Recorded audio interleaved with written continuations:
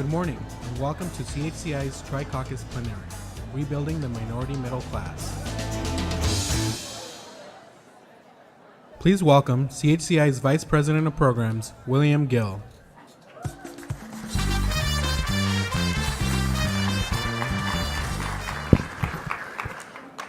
Good morning, everyone.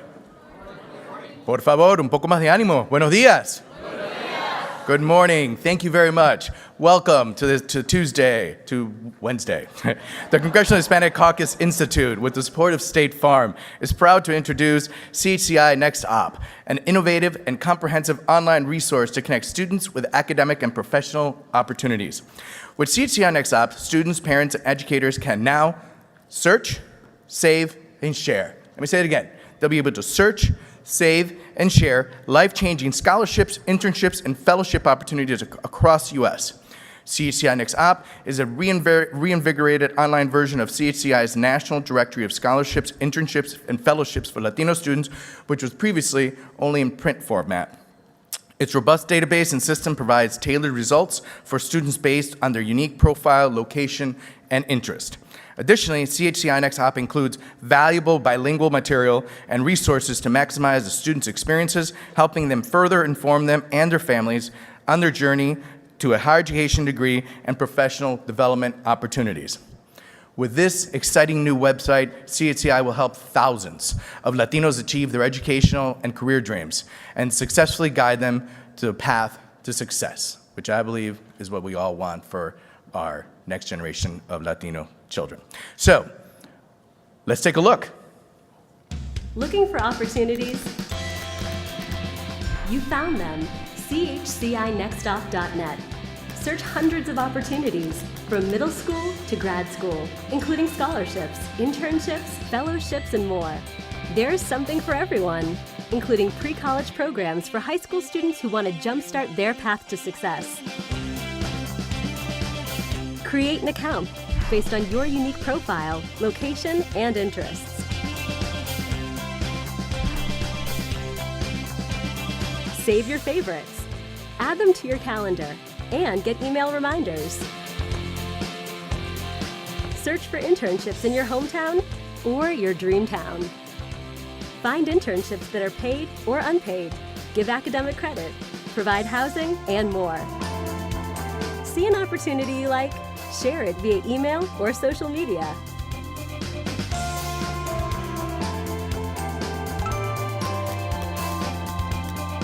From middle school to graduate school, there's something for everyone. Even professionals looking for programs to help them get ahead. CHCI Next Op has it all, and all in one place. What's your next opportunity? Find it now at CHCINextOp.net.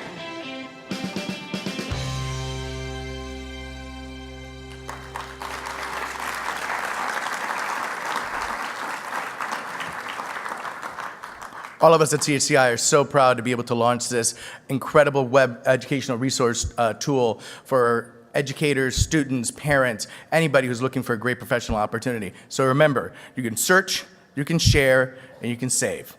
All right. But, of course, the launch of this dynamic new product that will change the lives of so many young Latinos would not be possible without the support of State Farm. Here with us this morning is the Vice President of Operations for State Farm, Javier Rey.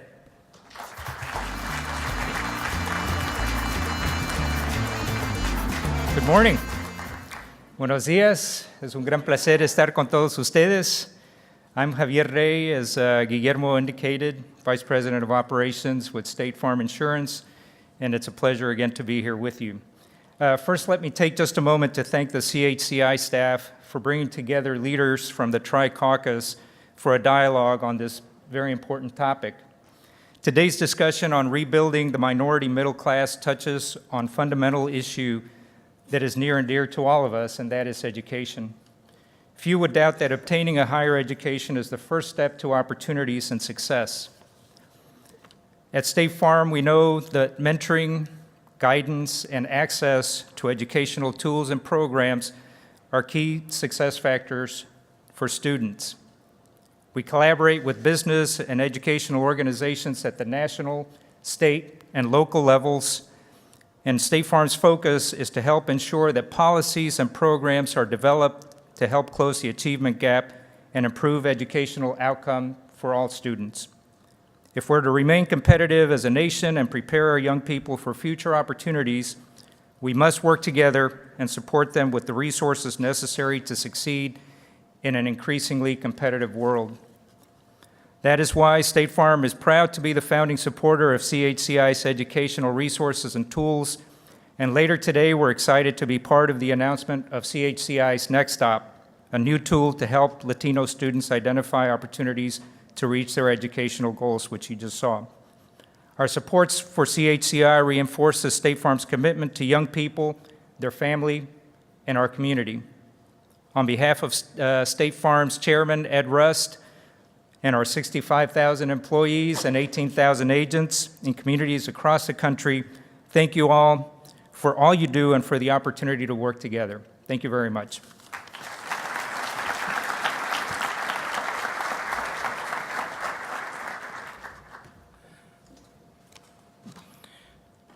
Let's give State Farm and Javier another round of applause. Thank you to State Farm for investing in the Latino community. All right, everyone, if you haven't done so already, we encourage everyone to download our new mobile event app. Sponsored by our friends at T-Mobile, the app allows you to navigate the conference, connect on social media, view photos, and stay informed of any last-minute changes or adjustments. Simply search for CHCI on your phone's app store, and you'll be on your way. Now, it's my pleasure to introduce Alejandra Ceja, somebody that probably doesn't need any introduction in this room, as we know how much of a champion she is for Latino issues. On May 6, 2013, Alejandra was appointed by the White House to serve as the President and the Secretary of Education as the Executive Director of the White House Initiative on Education Excellence for Hispanics. What some people may not know is that Alejandra is also a CHCI alumnus and a former president of the CHCI Alumni Association. She is here this morning to share with us some of her words, but also to sign a historic memorandum of understanding between CHCI and the White House Initiative. So please welcome Alejandra Ceja.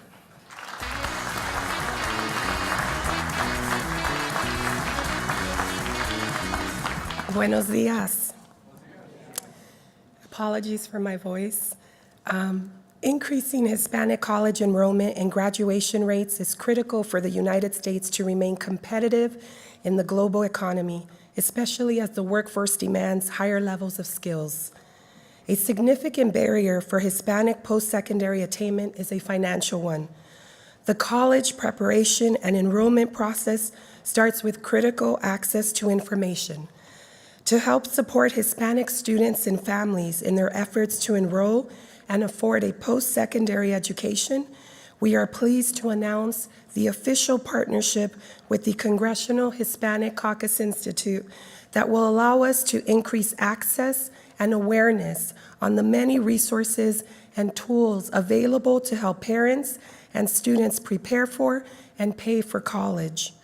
Tools such as CHCI's Next Stop and the initiative's Graduate Guide will further educate our community about the college-going process, providing students from middle school through graduate school with information on federal financial aid, scholarships, and internships. In addition, we will continue to amplify the historic investments President Obama has made to help make a college education more affordable, from simplifying the free application for federal student aid to maximizing the maximum award for Pell Grants, to offering much-needed relief to student borrowers through programs like the Income-Based Repayment Program and Pay-As-You-Earn Repayment Program.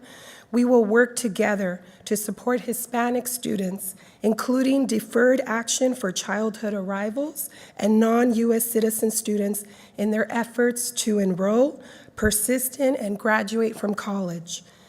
In addition to the focus on college access and completion, one of the deliverables of the MOU is the creation of a joint event to commemorate the White House Initiative's Fulfilling America's Future anniversary year of action.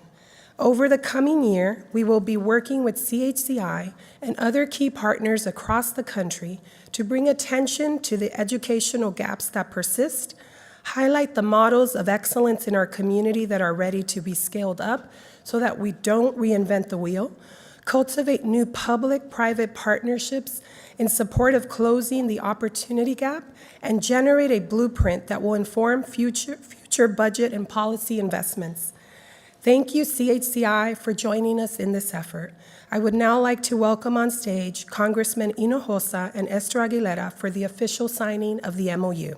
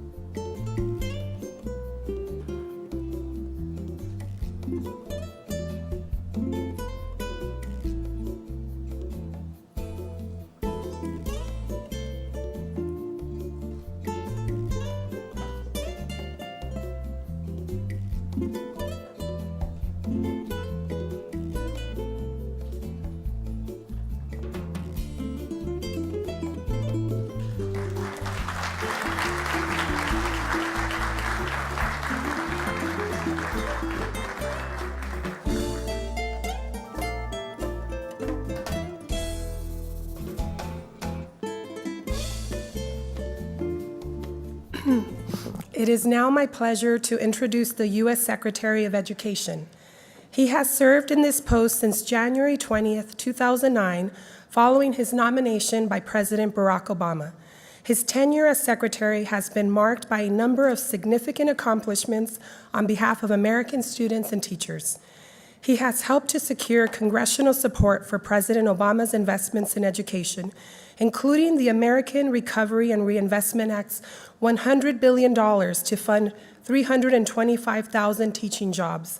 He has also championed critical initiatives such as increases in Pell Grants, reform efforts such as Race to the Top, investing in innovation, and interventions in low-performing schools.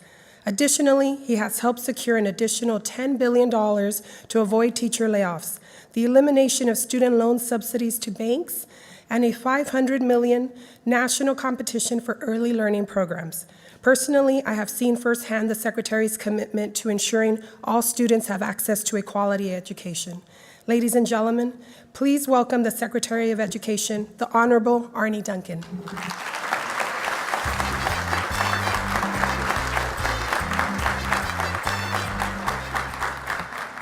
Thank you so much. Before I begin, please give another round of applause for Alex and her team for all of their hard work. I want to thank CHCI so much for giving me the opportunity to be here. Take this back a little bit before I get to the reason why I'm here today. In 1961, my mother started an inner-city tutoring program on the south side of Chicago that was actually just about 2 miles from where we lived. And she raised my sister and brother as a part of her program. And what I saw all my life growing up, I was going to after-school programs long before I ever went to regular school. I saw children who happened to come from a very violent community, who happened to all be African American, who happened to be very poor. Despite very real challenges, many went on to do extraordinary things. The young man who taught my group of kids growing up, Kerry Holly, never met his father, was basically raised by his grandmother. He today is one of IBM's leading black research scientists, not just in the United States, but around the world. Corky Lyons, who was one of 9 children, became a doctor. Ronald Ragland, whose father would stay up all night, virtually every night, trying to protect his family's apartment, helped me lead and manage the Chicago public schools.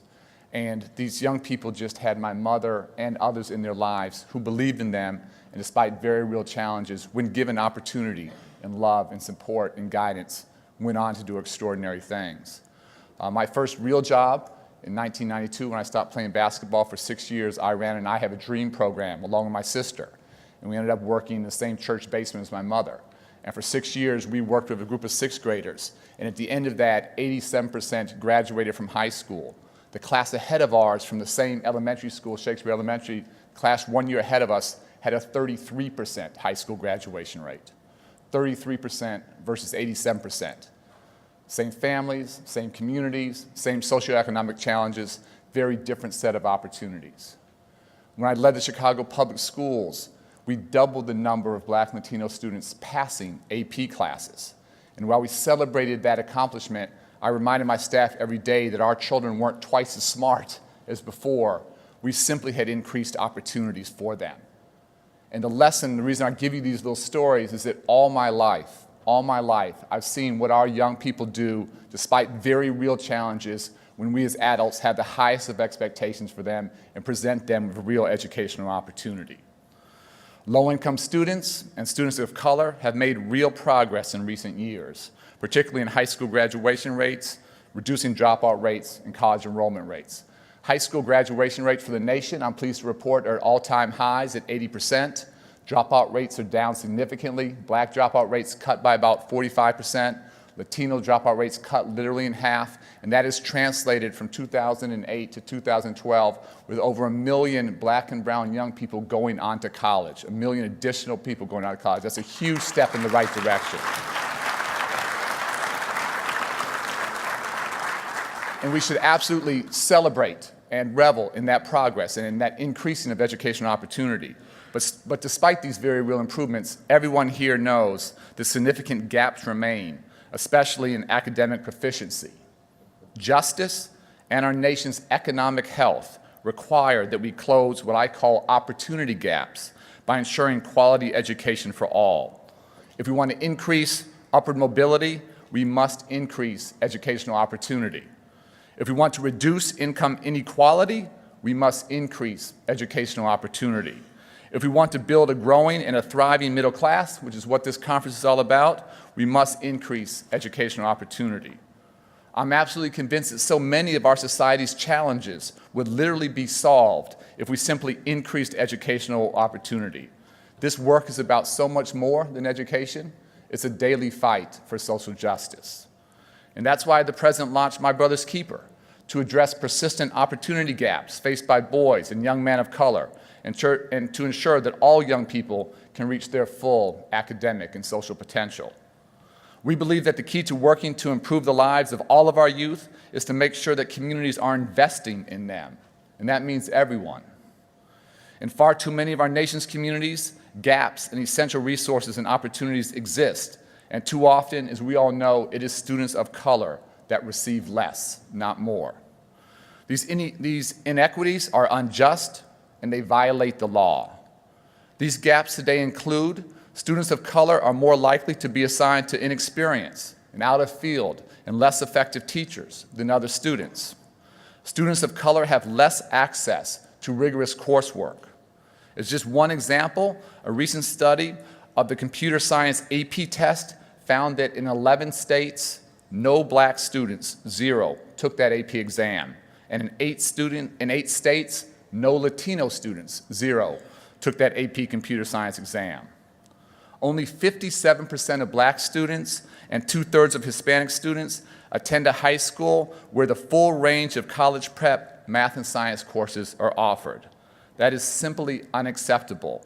We cannot improve college graduation rates, we cannot reduce the need for remediation in college, and we cannot increase the STEM pipeline if our students don't have access to the basic coursework that they need.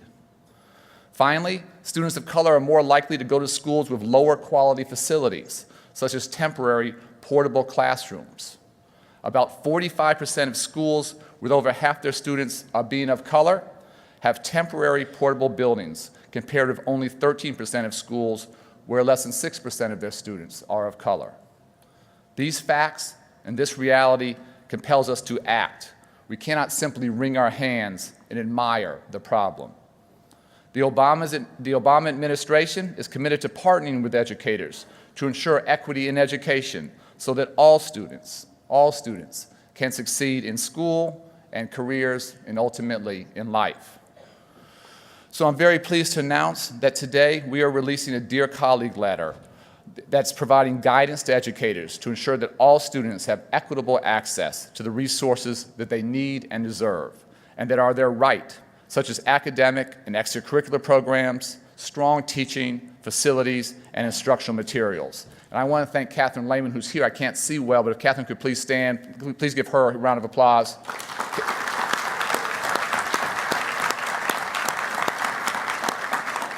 Catherine and her team at the Office of Civil Rights have done an amazing job with this Dear Colleague letter. The letter draws on many of the findings published in the Equity and Excellence Commission's 2012 For Each and Every Child report and responds to those findings. And I want to personally thank the Commission so much for its leadership and courage. The Equity and Excellence Commission took a clear and strong stance on issues of resources and fairness by establishing a baseline expectation that states and districts that receive our federal dollars must distribute resources to students in a fair and equitable manner. The Commission's hard work has driven important conversations both inside and outside of the federal government. And today's guidance provides more detailed and concrete information to educators on how to ensure compliance with the standards set in Title VI of the Civil Rights Act of 1964, which celebrates its 50th anniversary this year. This will put important tools in the hands of schools and communities and school districts and states to ensure that all young people receive what they need and deserve. We will be a partner in that effort, and we will be a watchdog. Because we are serious about increasing educational success and attainment for all students, we must also be serious about increasing equitable access to opportunity and ending the tired, decades-long practice of offering students of color less than what we offer to other students.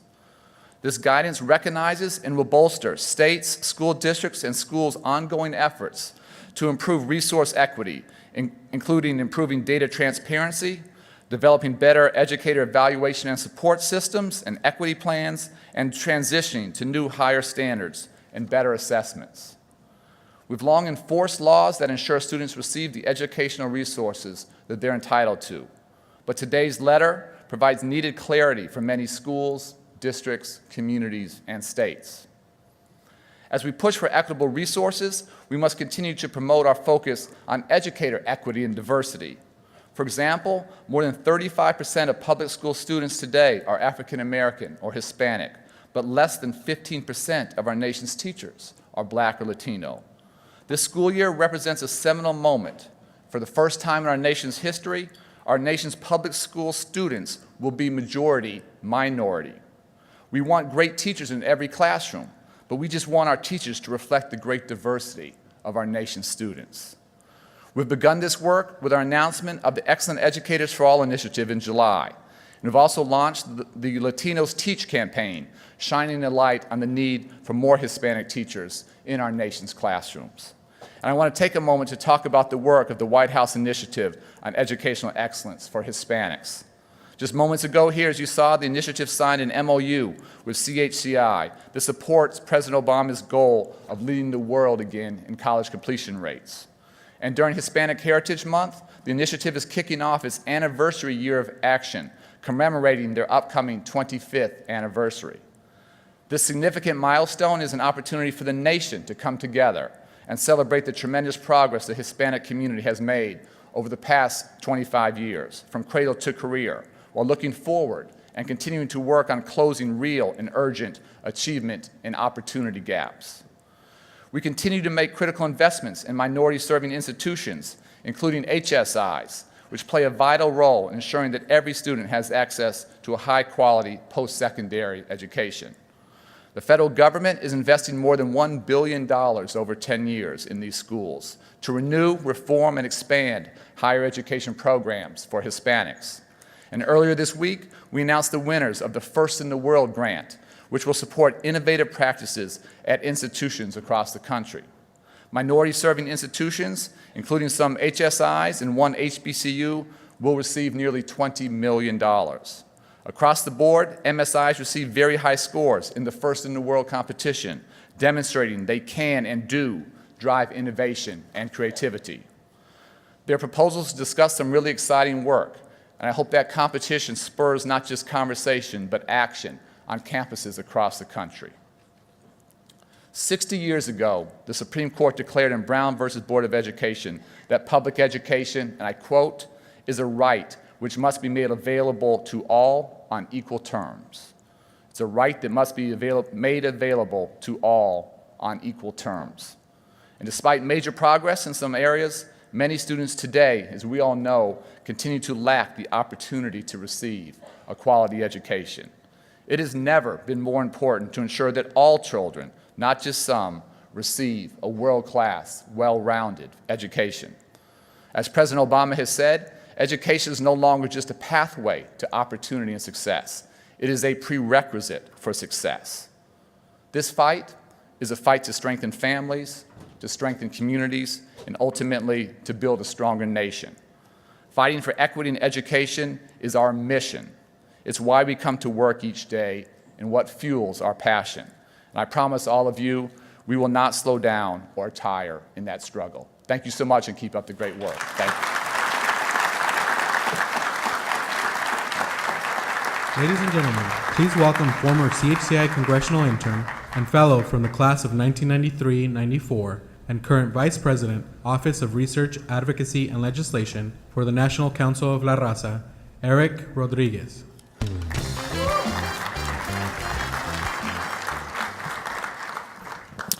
Thank you. Let me just adjust this mic. Keep convincing myself that stature has nothing to do with how tall you are. Good morning. It's a privilege to welcome you all this morning to the Tri-Caucus Plenary. Before I introduce this session's sponsors, I just want to make a few brief remarks to set the stage. The first point is that the CHCI internship and fellowship program is very special to me. Over 20 years ago, I came to Washington, D.C. from a small Catholic college in upstate New York to become a CHCI summer intern in Senator Edward M. Kennedy's office here in Washington. I came from Brooklyn, spent a couple of years in vocational high school, training to be an auto mechanic. Many of you should be thankful I'm a policy expert and not an auto mechanic working on your car today. It's much safer that way for you. When I applied to the program all those years ago, I had no political connections at all. I had no money. I had barely left New York State ever in my life. I was a campus leader and a rebel rouser. I filled out my application with a pen and interviewed with the selection committee over the phone. For those of you who don't remember a time before the internet machine, the power of the pen and the phone was what we used. So today, after 2 decades at NCLR, I find myself working alongside and leading a great and dedicated team of advocates from all across the country, working every day to empower and lift up our community. I could not have had the opportunity to serve at this level without the opportunity afforded to me by CHCI, and I am eternally thankful for that. The second point is that on the topic of today's session, no time is more important than now to do the hard work that's needed to rebuild the middle class and restore faith in the engines of economic opportunity. John A. Powell said it well, that a rising tide may lift all boats unless you're in a car. As many people in this room know, too many in our communities are still weighted down by the devastating effects of the financial crisis and the subsequent recession. The bursting of the housing bubble, the experience of foreclosures, the pressure from the tightening credit markets have combined to test our faith in homeownership as a key pathway to the middle class. Meanwhile, spiraling college costs and rising student loan debt has many minority parents and young people wondering whether or not higher education, the springboard to the middle class, is still within their reach. The final point is that through people and institutions like CHCI, those working in education, philanthropy, housing, public service, many that you'll see on this stage today, that is the only way that we can restore the pathway to the middle class that we all seek.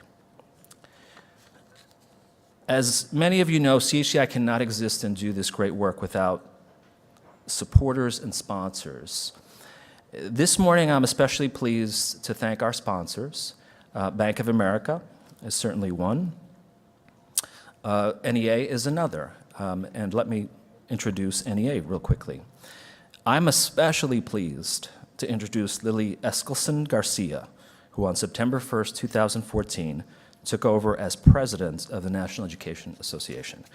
Her story exemplifies the challenge and opportunity we're talking about today.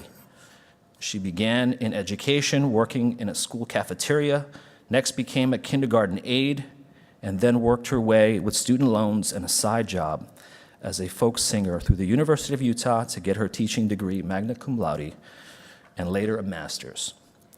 If rising from a cafeteria worker to a powerful labor leader is not enough, Lily not only dreams of authoring great books like I did once, but actually succeeds in publishing. And her new book, Rebel Rousers, Fearless Fighters for Social Justice, is so relevant today. So please welcome to the stage Lily Eskelsen Garcia.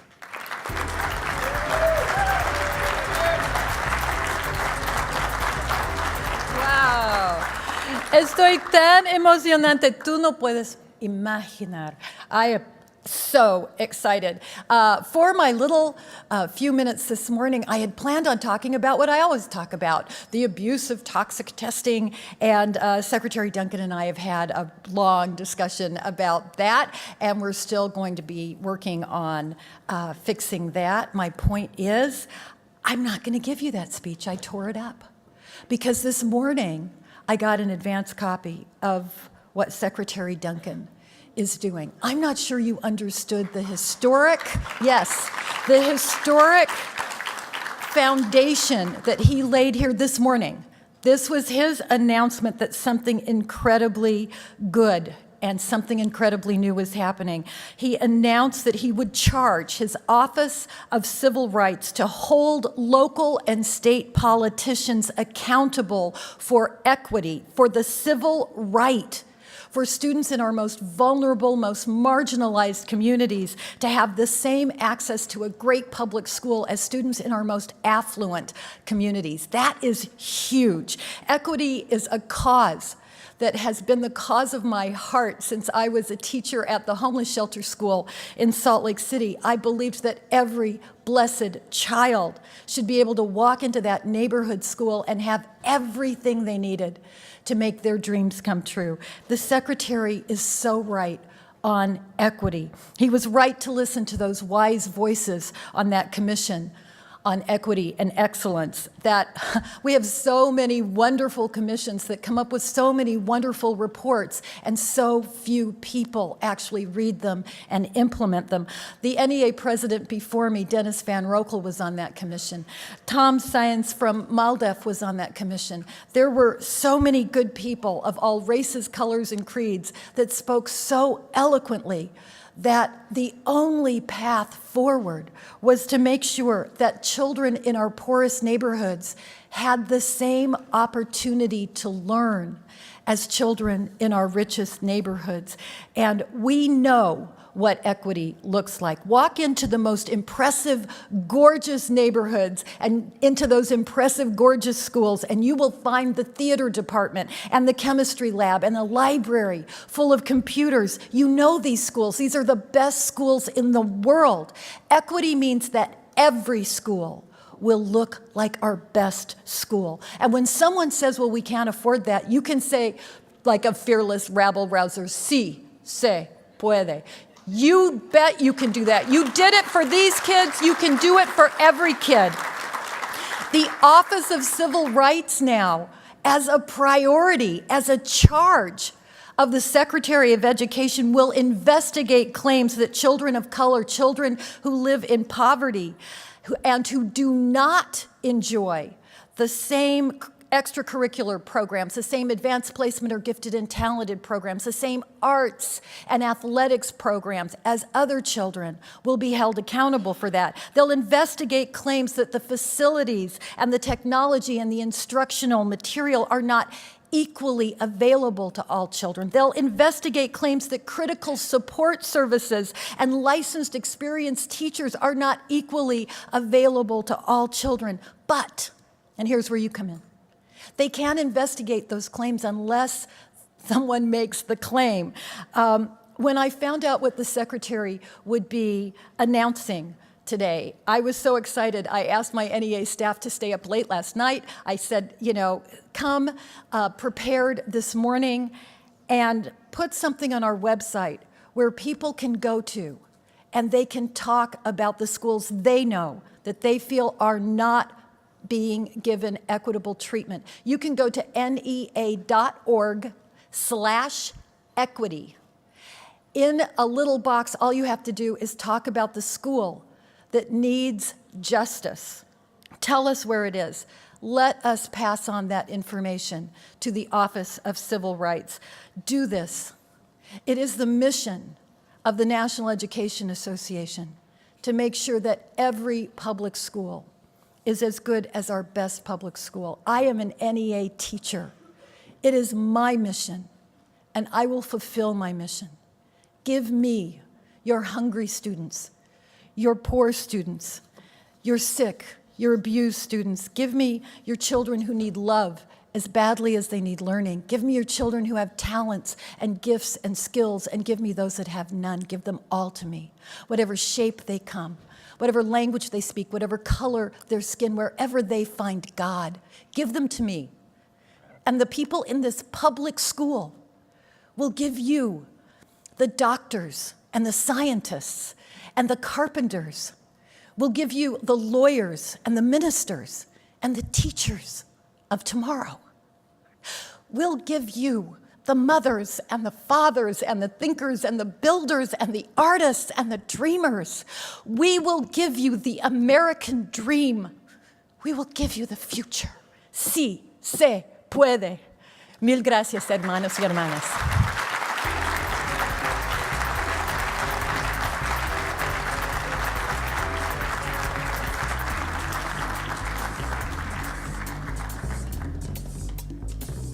All right, thank you, Lily. I think you can see why Lily has had so much success to this point and why we're so eager to work with her going forward.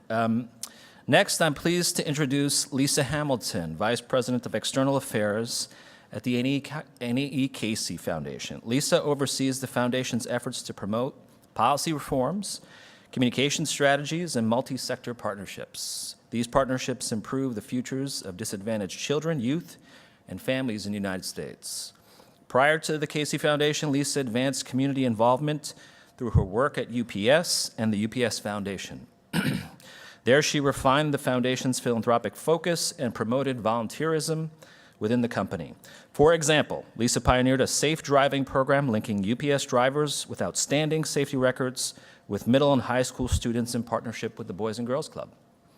After serving on the board of trustees of the NE Casey Foundation, Lisa transitioned into her current role working to ensure that children's concerns play a prominent role in state and federal policymaking. Please join me in welcoming to the stage Lisa Hamilton. Thank you.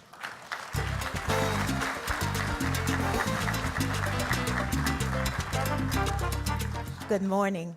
It is such a pleasure to welcome you to this forum on behalf of the Annie E. Casey Foundation.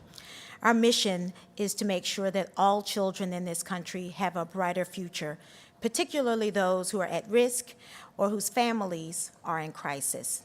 And so our work is focused on developing policy and practice solutions that improve child welfare and juvenile justice systems, help parents get financial stability, and help turn disinvested communities into thriving places to raise a family. Many of you may be familiar with our annual Kids Count report that shares how children are doing across this country and in every state. Earlier this year, we released a Kids Count report called Race for Results, which described how children of all races are meeting 12 milestones that suggest they are on the path to become middle class by middle age. As you can imagine, African American, Latino, and American Indian children are facing tremendous barriers in meeting these milestones. And so it requires our urgent attention to make sure that they are on the path to opportunity. That's one of the reasons why our foundation focuses on race equity in all of the work that we do. It's why we were one of the foundations that stepped forward to partner with the My Brother's Keeper initiative, and it's why we support important forums like this one today. We look so forward to the discussion and to partnering with many of you to make sure that all children have a brighter future in this country. Thank you.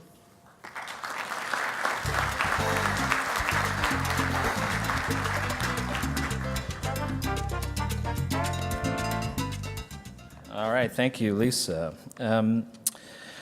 We were particularly pleased, all of us, to see confirmed Housing and Urban Development Secretary Julián Castro. Where we live has much to do with the opportunities that our families and children have, which is why this role is so important to many of our communities. As the President mentioned at his confirmation, Secretary Castro is a champion for safe, affordable housing and strong and sustainable neighborhoods. Now more than ever, our community needs this kind of dedicated champion to rebuild a safe and sound housing market that works for everyone. As our communities struggle to access affordable mortgage credit, Secretary Castro has committed to do what he can to reverse this trend for all qualified borrowers. Prior to his confirmation, as most everyone knows, he served as mayor of San Antonio, the 7th largest city in America and a Latino majority city. During his tenure, he became a national leader in urban development and launched the Decade of Downtown, a critical revitalization program for San Antonio's center city and older neighborhoods. In 2010, Castro was named to the World Economic Forum's list of young global leaders, and Time magazine has listed him on its 40 under 40 list of rising stars in American politics. I'm still waiting for that letter in the mail, by the way. So please join me in welcoming the Secretary of Housing and Urban Development, Julián Castro.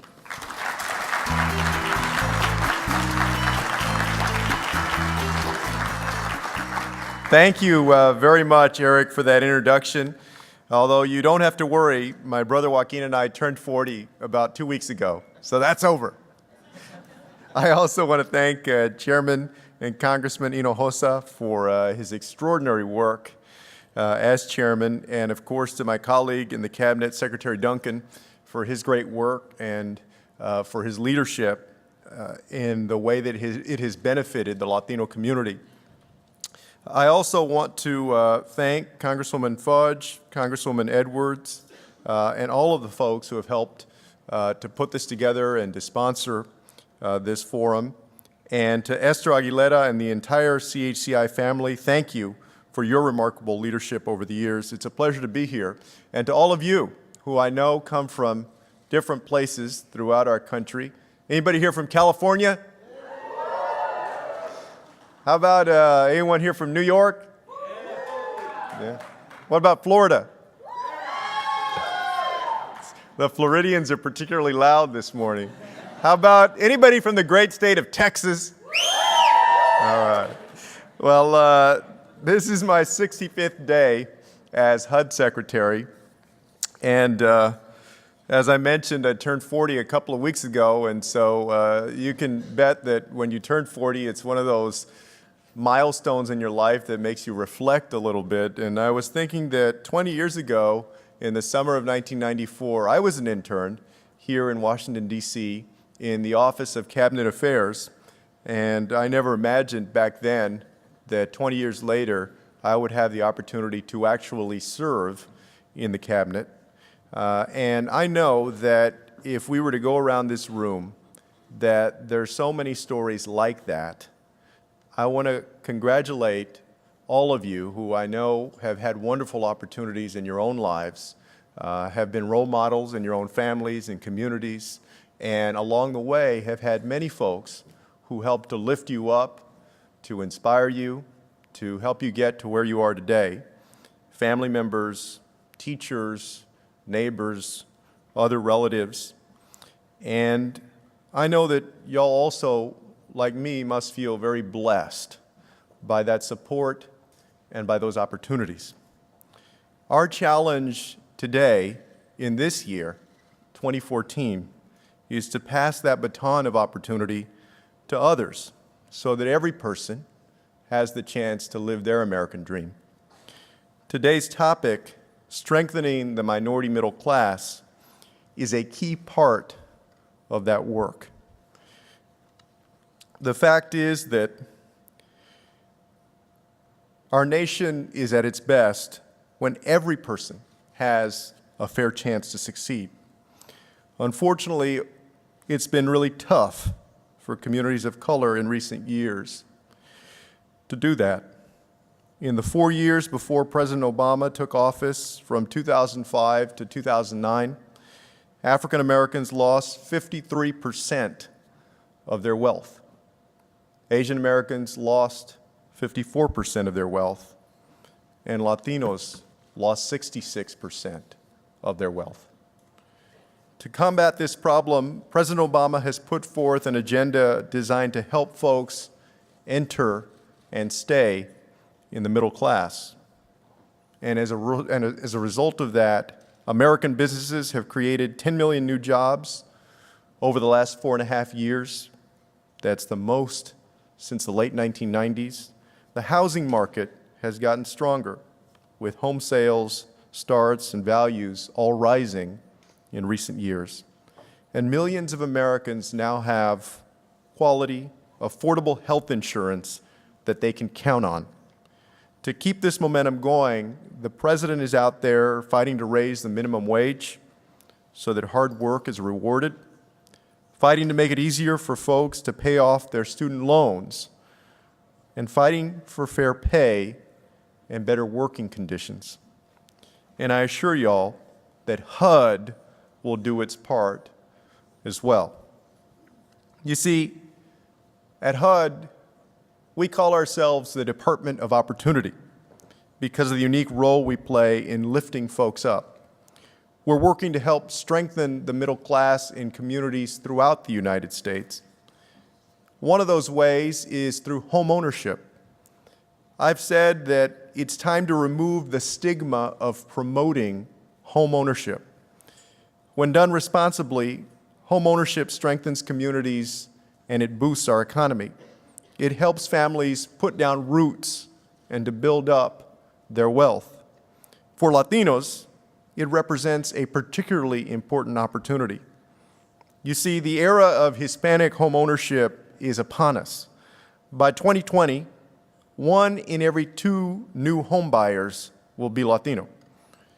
But this promise is at risk because the credit pendulum has swung too far in the wrong direction. According to the Urban Institute, the average credit score for loans sold to the government-sponsored enterprises like Fannie and Freddie is roughly 750. Today, there are 13 million people out there with credit scores ranging from 580 to 680 that are getting left out, that under normal times would be able to get a home loan that today cannot. The dream of home ownership is out of reach for too many Americans. And all of us at HUD are determined to change this. We continue to push for housing finance reform to bring private capital back to the market. Through our FHA, our Federal Housing Administration, we're also getting creative to get credit flowing to a wider range of borrowers. And we'll keep working to preserve the dream of home ownership for generations to come. We're also addressing what is an affordable housing crisis. Recently, Zillow reported that in 88 of the country's 100 largest metropolitan areas, renting is more expensive than it ever has been. And the fact is that this impacts every demographic group. Whether you are a new CHCI fellow looking for housing during your time in the program, or you're the new HUD secretary who was truly shocked at the rents here in Washington, D.C. HUD is working tirelessly to combat this crisis with efforts that preserve and produce affordable units. We're also linking this work, linking individuals to job training opportunities, education opportunities. Housing should be a springboard to success. So we're bringing new life to initiatives that connect folks to opportunity. These are the kinds of issues I'll be fighting for during my time as Secretary. Despite the challenges that we face, I have incredible hope for the future, as I know you do too. And that's in large part because of the way that talented young people, our CHCI fellows, are leading the way. I currently have 2 CHCI fellows working at HUD, Cheyenne Corona and Alex Sarabia. Are they here? There you go. I want to thank them for their great work and for CHCI's effort to invest in the next generation of leadership to ensure that from the corporate boardroom to the halls of the legislature to the streets full of activism, that there are folks with the skills and the know-how to make a difference in the community. All the CHCI fellows have demonstrated tremendous leadership and energy that will help strengthen our nation. The unique role that they play as young folks who are coming up in shaping an America where there is opportunity for everyone in the Latino community and general is tremendous. The benefit of coming of age in 2014 is that you have the talent and the ability and the brains to make all the world of difference in our country, to ensure that this nation can live up to the words in its founding documents. Thank you, and good luck.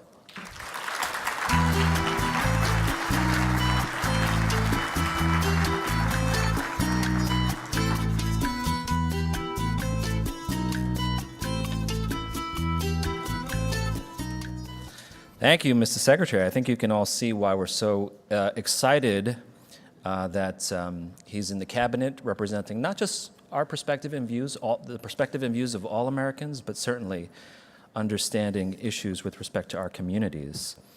As we move into the next portion of our program, we're going to be joined by Broderick Johnson to moderate an exciting panel with several members of Congress who have done great work to advance the well-being of communities of color. Broderick Johnson is chair of the My Brother's Keeper Task Force and serves as an assistant to the president. My Brother's Keeper is an important administration-wide initiative aimed at helping more of our young and minority men stay on track and build a better future. Through this initiative with Broderick and the president's leadership, the administration is partnering with cities, towns, businesses, and nonprofits to connect young people to mentoring and support networks that we know are so critical in helping these young men find a good job, go to college, and work their way into the middle class. Before joining the Obama administration, Broderick worked in the private sector at AT&T and Bell South, served as Deputy Assistant for Legislative Affairs for President Clinton, and also was the Chief Counsel for 2 congressional committees. Please join me in welcoming to the stage Broderick Johnson.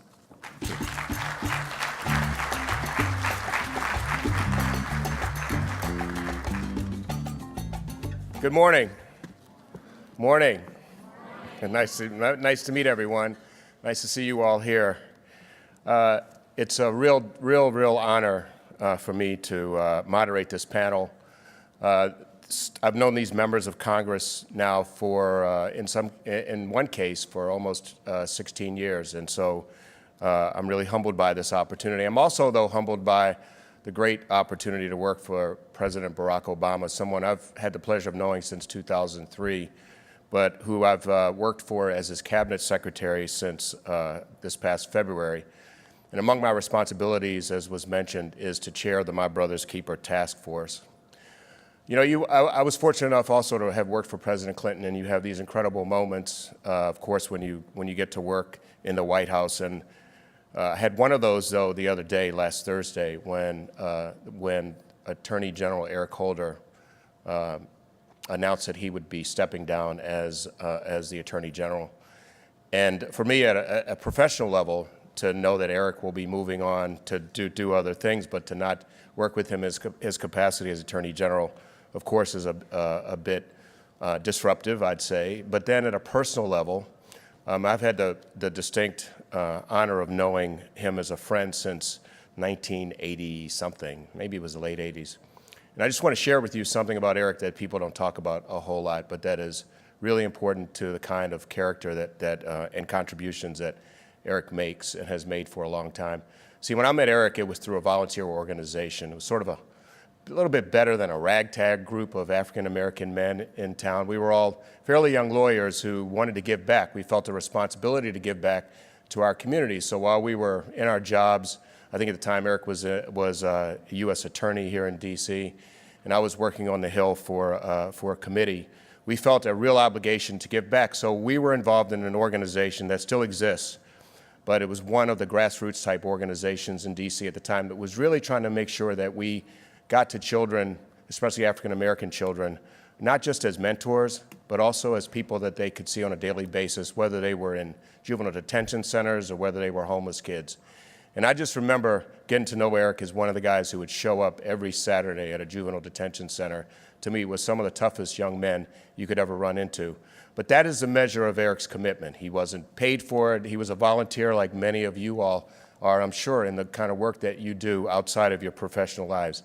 And I just want to say that to know Eric in that capacity is also a special thing. So as you think about Eric Holder, I would just hope that you would also think about Eric Holder as someone who has contributed in that kind of basis for the children of Washington, D.C. and across the country.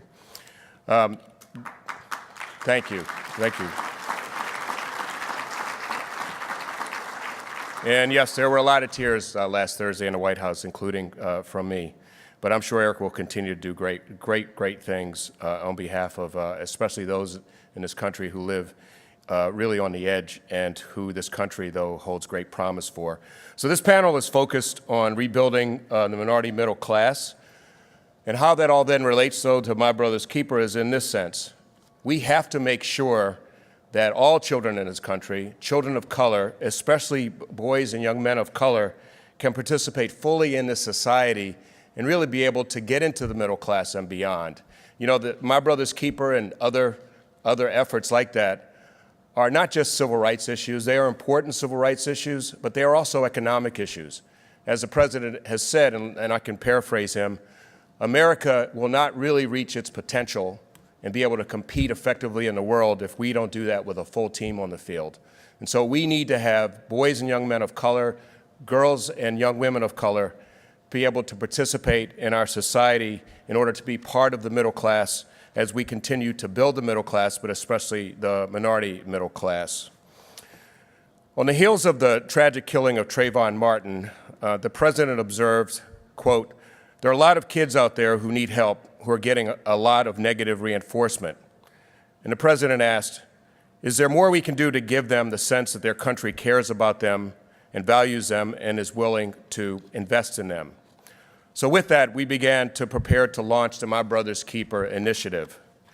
And then last Saturday at the CBC Gala, the president issued a call to action to communities across the country to improve the life outcomes of all young people, especially boys and young men of color, by seeking to achieve key goals and milestones that we presented in a report we gave to the president in May. Now, this range of issues covers from cradle to college and career readiness, things that really on the surface, kind of common sense, but because so many children and young people of color struggle to meet these milestones, we have to put special emphasis on them. There are things like ensuring that children enter school cognitively, physically, socially, and emotionally prepared. Seems pretty simple, but a lot of children aren't. Ensuring that all of our children read at grade level by third grade. It's a very, very important milestone. If a child is not prepared to read at third grade level, when in the third grade, in many cases that child is on the pathway to prison. It can start that early, and we know that based on a lot of the data that we look at. Another important one, of course, is ensuring that all of our young people are safe from violent crime. So the My Brother's Keeper Community Challenge that the president announced on Saturday and that was launched yesterday from the White House is an opportunity for communities and cities, urban, suburban, rural, and tribal, to come together to find ways to better equip the young people in their community to face the challenges and to go on to have productive lives. So far, nearly 150 cities, counties, and tribal communities have accepted that challenge, and there are many, many more to come. So keep listening out for my brother's keeper. If you come from a city where the mayor has not signed up yet, encourage your mayor to sign up and to sign up quickly. There will be a range of technical and other assistance available to cities. They are accepting the challenge that's tied to the task force recommendations, but that ultimately have to do with the vision that the president really laid out when he established the My Brother's Keeper initiative, again, back in February. So with that, let me just close by saying it's a pleasure to be here and to, again, be on this panel and to moderate these great leaders. And so I'm going to bring them out now and introduce the panel, and they'll make remarks, and then we'll have some question and answer. So again, thank you very much. It's a real distinct honor to be here today.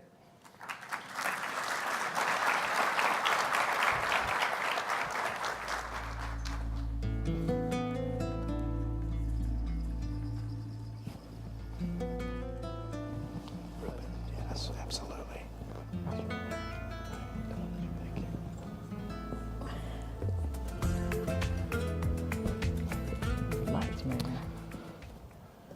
So let me begin the panel first by introducing these very distinguished members of Congress. First, representing the 15th Congressional District in Texas and chairman of the Congressional Hispanic Caucus, and someone I've known since I worked at the House Education and Workforce Committee, and a real pleasure to be here with you. Congressman, Chairman Rubén Hinojosa. Thank you. Hey, Rubén.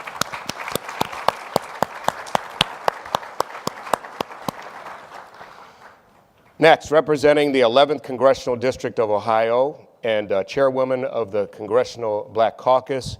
You had a great gala the other night, Congresswoman. Thank you. Even though I'm a Michigan fan, by the way, I don't, you're from Ohio. That's right. But the chairwoman of the Congressional Black Caucus, Representative Marcia Fudge. Thank you. Thank you very much. And then finally, from Maryland's 4th Congressional District and co-chair of the Women's Caucus, and Congresswoman, I'm from Maryland too. I'm trying to figure out if I'm going to be an Orioles fan or a Nats fan this week. I guess I can be both. Can be both. I'll be both. I'll be both, exactly. And I'm sure you will as well, right? That's right. Right, yes. Congresswoman Donna Edwards, thank you.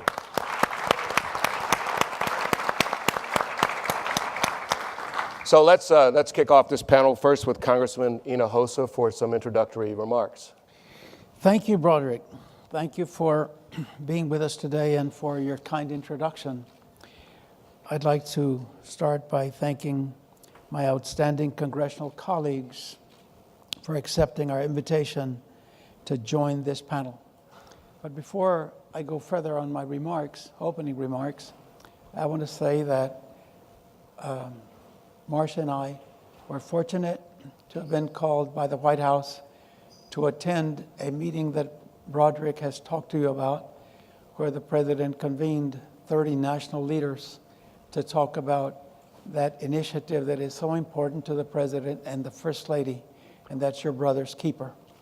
And what a great experience for me to spend a day with great leaders from our country, great entrepreneurs like Magic Johnson, great leaders like former Secretary Colin Powell, and others who represented their foundations, like the mayor of New York City with Bloomberg Foundation and so many others, and to learn about the fact that there are more prison beds than there are beds in college dormitories. And the president said, what I want is to stop that increase that has occurred over the last 25 years and find those that don't have serious criminal violations and help them so that they can get out early and go out into society and contribute. And so all I can say is that all of our caucuses are working together, the Tri-Caucus members and the Women's Caucus members, so that we can address that challenge that the president gave us. So Broderick, thank you for your leadership. You were the moderator then, and you continue to be helping us throughout the country to take that initiative to a much higher level and to make it so much better for young men and adult men of color, as well as women. So we are committed to doing that, and so is all this crowd that is here. So give them a big round of applause.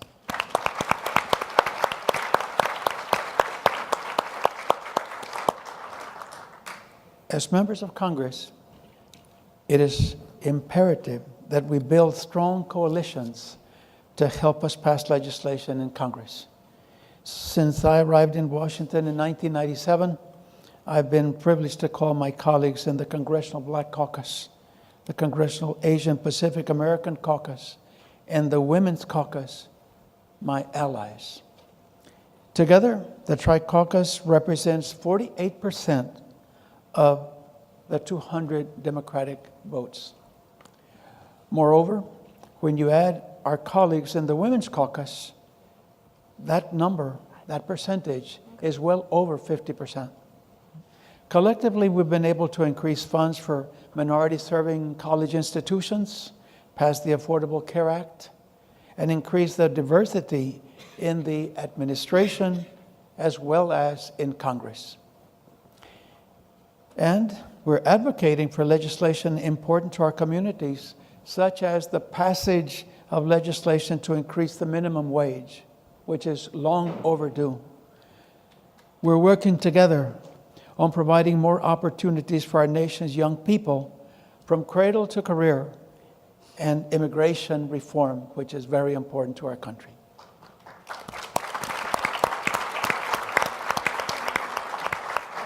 Ladies and gentlemen, the goal of today's session is to discuss how we can rebuild the minority class. Just last week, the Center for American Progress released a report on the middle class squeeze. Just last week, the Center report showed that many of us feared the financial crisis and the Great Recession heavily impacted middle class workers. No doubt that the rising unemployment and stagnant wages, coupled with the rising cost of childcare, housing, and higher education, pushed many of our families out of the middle class. Between the years of 2005 and 2011, the median net worth of households of color remained near their 2009 levels, reflecting a drop of net worth of 58% for Latinos, a drop of 48% for Asians, and 45% for African Americans. And while the economy has turned around now, you can see it in Wall Street, you can look at your stock indexes, your 401k, and you'll see that 95% of all income gains since the start of the recovery have accrued to the top 1% of U.S. households. This wealth disparity is a national issue that must be dealt with, or the economy will never fully recover from the Great Recession of the period 2008 through 2010. Helen Keller once said, "Alone we work," she said, "alone we can do so little, and yet together we can do so much." So with my colleagues here on the stage, whom I call great leaders, and the many others we work with, I know we can do much more than what she taught us. I look forward to this panel discussion and hope that we can inform you as to what has to be done to raise and close that gap of the people we lost in the middle class. Thank you.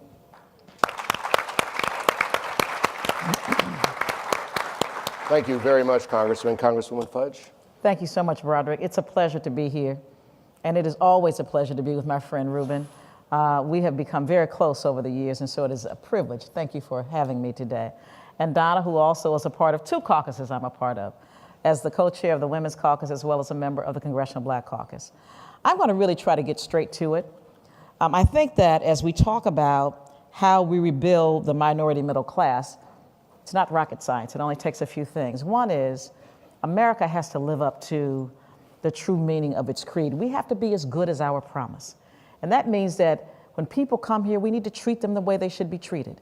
We need to educate young people from preschool, K-12, and make college affordable.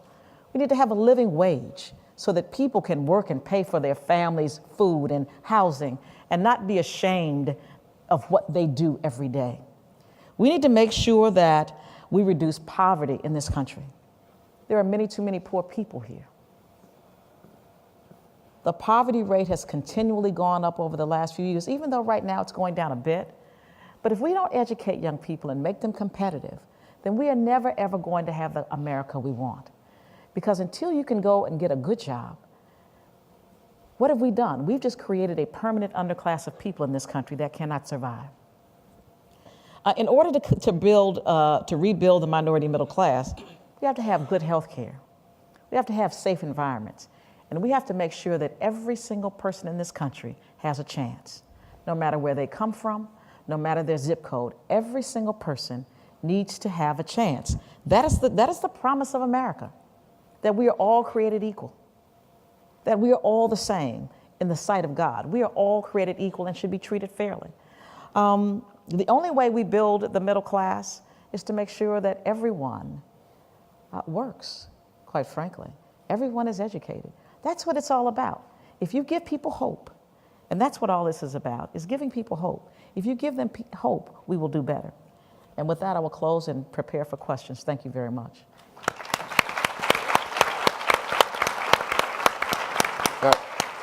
Congresswoman Edwards. Broderick, muchas gracias. Buenos días. Gracias por invitarme. Me alegro estar hoy aquí con mis amigos y colegas en el Congreso. Muchas gracias. Thank you very much for inviting me. I am really delighted to be here with my friends and my colleagues in the Congress. And when you see us up here, we really are both friends and colleagues working together every single day. And I miss the fact that we don't have our full Tri-Caucus here, but we're going to represent them anyway. To Mr. Chairman, Ms. Chairman, Madam Chairwoman, we've got a lot of chair people up here on the stage, but it's a good thing. And I am the chair of our bipartisan Women's Caucus, but I'm also the chair of our Democratic Women in the Congress. Yesterday, you had an opportunity to hear from and about 9 members of the Congressional Hispanic Caucus. Our colleagues joined with 14 members of the Congressional Black Caucus. That is a pretty powerful group of women. And then, of course, 62 women members of the Democratic Caucus in the Congress. And we have had an opportunity, especially over this last year, really to look at the economic issues that impact women's lives and what it is that we could do to transform those lives so that they contribute to their families, to the communities, and to rebuilding the middle class. Things like, and Marcia has talked about this, raising wages, raising the minimum wage. You know, 2/3 of workers in this country who work for the minimum wage are women. Many of those women are Hispanic and they are African American. And so when we raise that wage base, we actually raise wages for families all across this country. Doing things like providing equal pay for equal work. The fact is that when, you know, you hear the statistics all the time, and I know as women we hear them, that women make now 78 cents on the dollar. It's actually up a penny from 2 years ago. We're really excited about that. But women make 78 cents on the dollar. Well, for Latinas, that is 56 cents on the dollar. What that means for Latinas is that they have to work basically half the year for free. Can you imagine that? Half the year for free because they're not being paid the same wage as somebody they're working right alongside who has the same education, the same experience, but not being paid the same wages. And you know what? That's about today's wages, but it's also about your retirement security, losing, in some cases, thousands and hundreds of thousands of dollars over the course of a career and a lifetime, contributing to economic insecurity. It's also about making sure that we have quality, affordable education and child care. childcare now is consuming something like 35% of our income. Just to care for a toddler sometimes costs more than it costs to go to first year of college. And so I'm excited about our women's economic agenda, because I really do believe that when women succeed, America does succeed, and that begins by making sure that we have jobs, opportunity to enter the middle class for those who aspire to the middle class, and to rebuild the middle class. Thank you. Thank you. Thank you very much.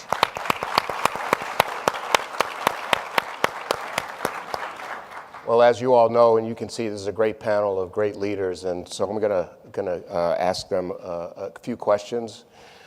Tomorrow, by the way, the president will be giving an economic speech, and he'll talk about where we have been, where we were when he took office.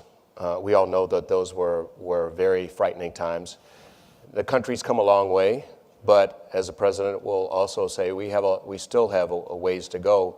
There are a lot of people in this country who are left behind, and for the middle class, it's been particularly difficult, and there's a lot more to do there as well. But let me ask the first question and start with you, Congressman Hinojosa. Recently, the Census Bureau released 2013 numbers on poverty in the U.S. And though we saw a slight decrease in poverty levels across all ethnic backgrounds, they're still higher than they were in the pre-recession levels. So what are some of the policy solutions that your caucus has supported to ensure that more women and minorities are able to enter the middle class? There's no doubt that what you said when President Obama took office, we were falling off the cliff into one of the biggest recessions in our country's history, at least in the last 50 years. And that the caucus members that are here, plus the Asian Pacific, came together, and we decided that we were going to concentrate on creating jobs, good paying jobs, by focusing on investing in education. And just like Marcia said, it's from cradle all the way through K-12. But more importantly, that we look at the community colleges who could work closely with the workforce investment boards, and together that the two secretaries, one of labor and one of education, put their monies together, and then that we find public and private sector programs that would train for jobs that were available, and we learned that they were available in allied health, information technology, some manufacturing, and that's where we focused on. And we had learned that the Congress had made a very small investment in minorities, in women and minorities attending community colleges and universities.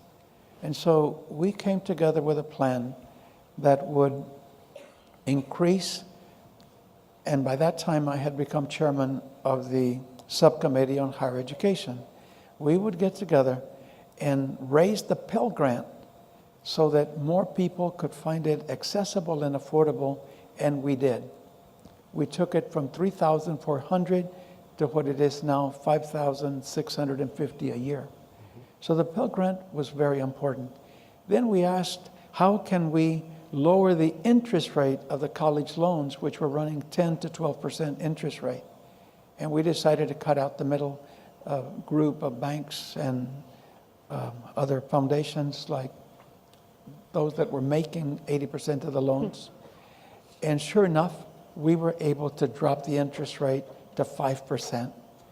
And lastly, we wanted to be able to make it easier and accessible, and we created what they call the college-ready high schools, and credit for those who took high school classes and community college classes together, and so that they could get credits that would take them to college and be able to earn the degrees for those good paying jobs. And it has worked, thanks to the joint effort of the Tri-Caucus and the Women's Caucus.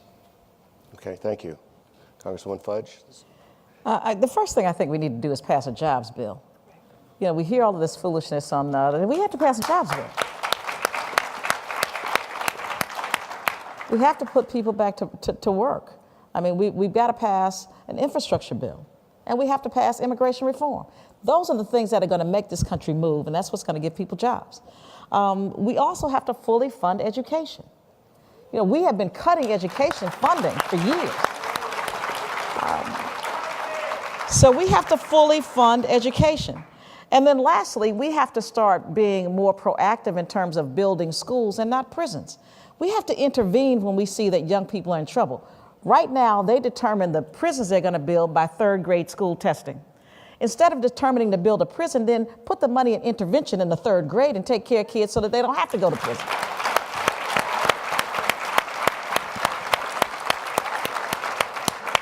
But those are the three things. We have to pass a jobs bill, we have to pass immigration reform, and we have to pass an infrastructure bill.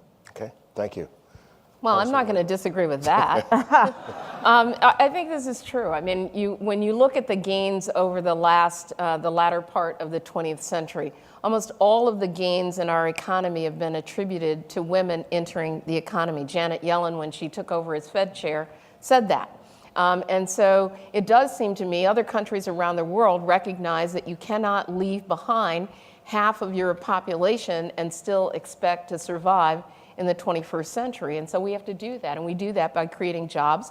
We do it by creating opportunity. And if you just think about infrastructure alone, you invest $1 billion in rebuilding the nation's infrastructure, and that creates 35,000 jobs all throughout the economy. Not just the jobs that are there on the road, but the engineers who are designing the roads and the bridges, the food truck that shows up outside of a work site in order to provide lunch.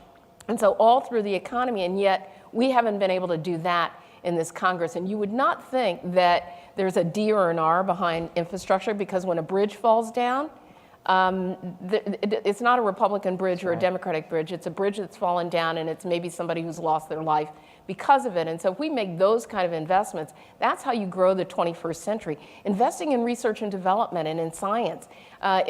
We have a Congress that has been greatly resistant to investing in science and research and development. No nation will survive the 21st century if it doesn't invest in R&D. Those investments that we made in the 20th century are actually now paying off in the 21st century. And of course, we have to have a workforce that can participate.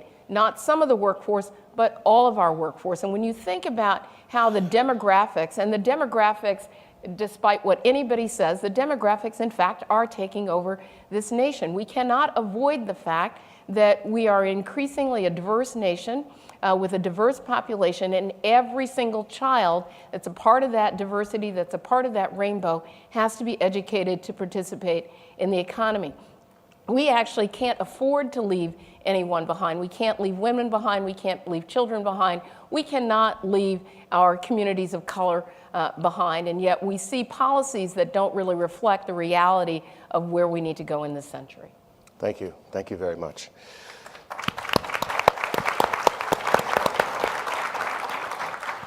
And a couple of the comments really went to investing, I just wanted to just recall something that was said repeatedly by young men in Detroit when I went and we did a My Brother's Keeper listening session there.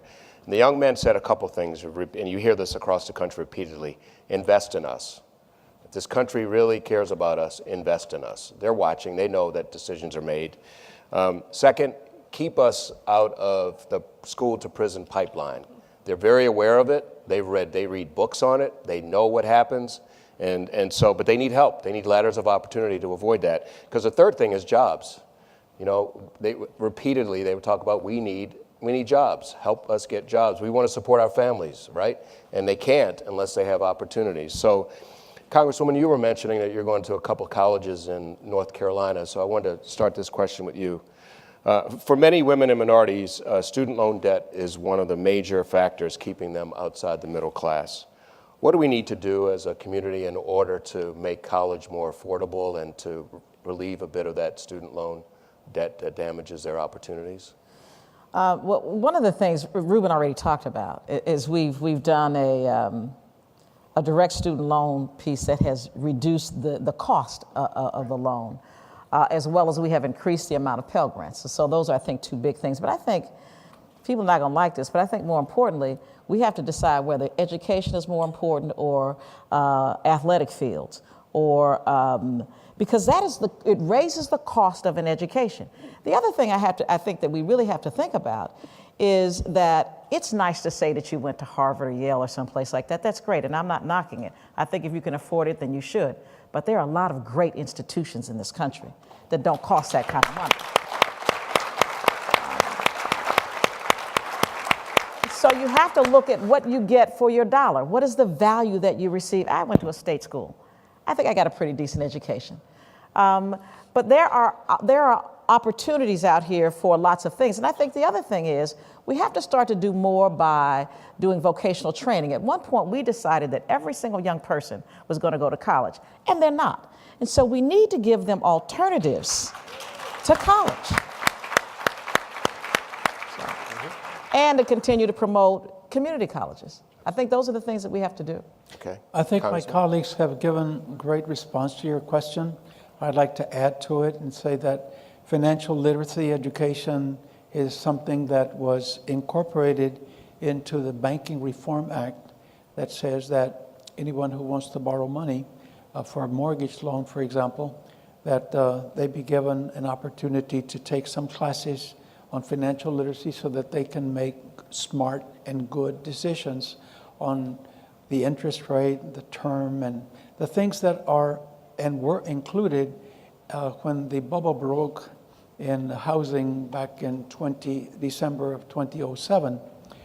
And I can tell you that we created a financial literacy education caucus, which today has about 100 members of Congress, half Democrats and half Republicans.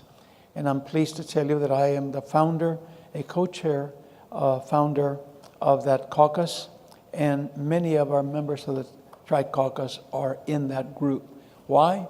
Because we know that by bringing the Federal Reserve Bank and some of the federal agencies that can print the material in at least 8 languages like we have in Texas today, that it is going to help not only the adults, but the students that are wanting to go to college so that they can make a smart decision as they have to complement the Pell Grant with a student college loan.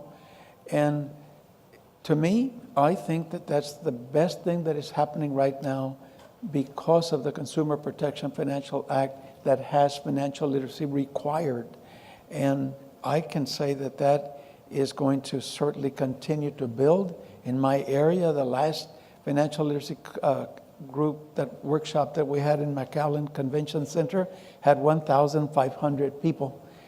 60% were students and 40% were parents.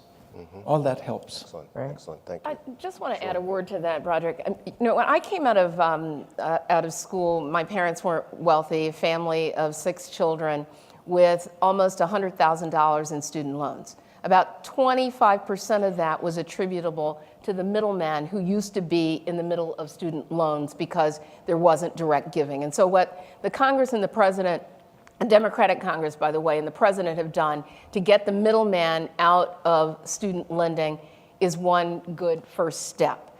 I remember that I paid off my last student loan, in fact, put it in the mail the day that I won my primary election for Congress.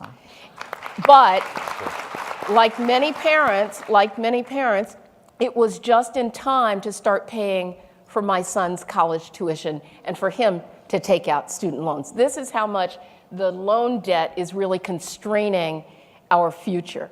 And so I think we have to look at what is driving up college costs, some of the things that Marcia talked about. We also have to look at what kind of value you're getting for your education and clearing up the mismatch between the jobs that are available and what we're coming out of school doing, whether that is coming out of high school to vocational school to apprenticeships and into the job market, or it's coming out of college. And so it may be that there are some of these degrees that are being produced at schools and young people are graduating are not necessarily things that we need in our economy. And so we have to clear up that mismatch so that we make sure that whatever has been paid for college enables you to pay for your student loans and move out of your parents' homes. I know there are a lot of people who want that to happen, parents and students who want that to happen. And then lastly, I will say, I want to do something else. And it is the idea that a young person who has gotten into trouble, served a little bit of time and come out, but then is getting on the right track and is not allowed to qualify for a student loan. That's right. That is an embarrassment to us when we talk about serving your time, paying your debt, and moving on with your lives. That has to be changed. And let me say this to the young people here. If you want to go to college, you will find a way. Find a way. It's not going to always be easy, but don't be deterred because of the cost. Don't be deterred because people say you can't do it. It is the best thing going at whatever price you end up paying. Get the best education you can get, because your education will take you far, more than almost anything else you can do in this life.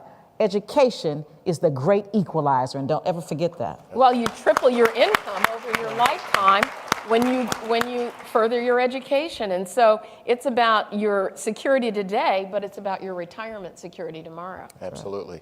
Before we ask questions or take questions from the audience, I just wanted to then offer one last question and get you all's observations. We'll start with you, Congresswoman Edwards. A recent New York Times article highlighted the increasing role of women in the workforce. Since 1979, the proportion of working-age women with a full-time job has surged to 40.7% from less than 29%. This increase has often led to questions on whether women can have it all, but what do we need to do as a society so that women, in fact, can do all the things that they would like and need to do? Well, I mean, first of all, I remember reading this article. It is true, there are more women in the workforce. And most of us are actually in the workforce both because we want to be, but also because we have to be and because our families need it.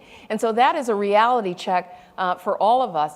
And again, as I said before, the fact is that over the last 20th century, virtually every gain in our gross domestic product has been attributable to the fact that women are in the workforce. And so our being in the workforce is actually what helps grow the economy. Now, I think there are things that we have to do to make sure that men and women have the ability to have a job that pays them a decent wage so that they can take care of themselves and their children. And let's stop blaming women for being in the workforce and not being able to be at the PTA meeting because they have to work 3 jobs because they all pay minimum wage that doesn't bring them above the poverty line. And so we have to make a decision that when women are in the workforce, if 2/3 of them are working for the minimum wage, if we don't increase that minimum wage, it means that all of the rest of us are subsidizing some company not paying the minimum wage, and we're subsidizing child care and housing assistance and heating assistance and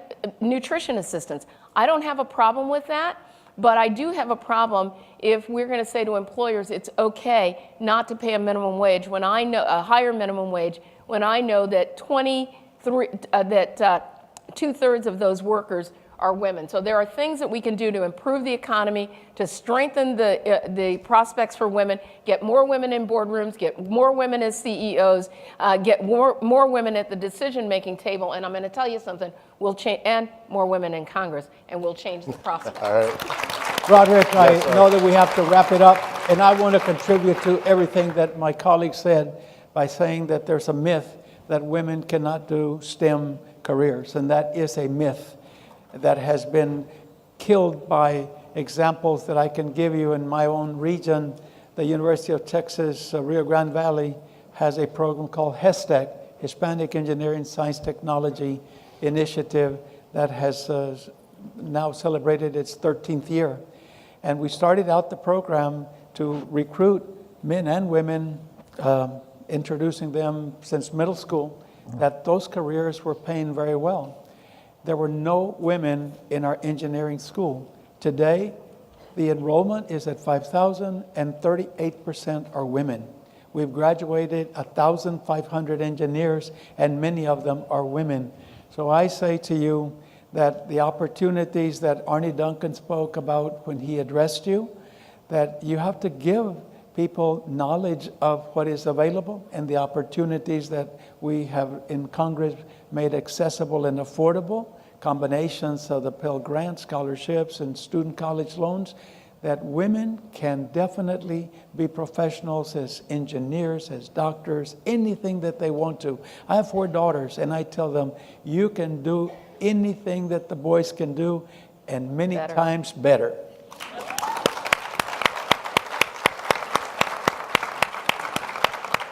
Let me just say this, having worked for President Clinton and now President Obama, and looking at where our country was economically under President Clinton, where it's come back economically under President Obama.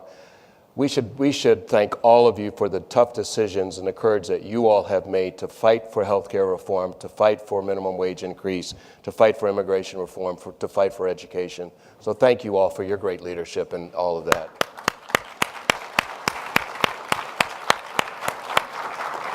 So I think we will take questions from the audience, or this is saying, sorry, please wrap up now. So please, I guess, any closing comments that anyone else has? I want to say that as chairman of the Congressional Hispanic Caucus, I'm honored to sit here with chairs of the Black Caucus and the Women's Caucus. And sorry that some plain reservations didn't work out for Judy Hsu for the Asian Pacific American Caucus. But I'll say this, one thing I have learned in the years I've been in Congress, and that is that we are much stronger as a coalition. And for our CHCI interns and fellows who are here, please take that with you. Know that you must form coalitions in your city, in your county, in your state to be able to get some of these tough things passed in the state legislature as well as in Congress. And so this is an example of what can be done when you invest. We were investing 20 years ago $10 million in Hispanic serving institutions. Today we invest $200 million a year. We were investing only $100 million in the HBCUs. Today we invest $300 million a year. That type of investment is definitely going to help women and minorities. And we thank you for being here at these sessions that we're having today. Thank you. So let's thank all these great members.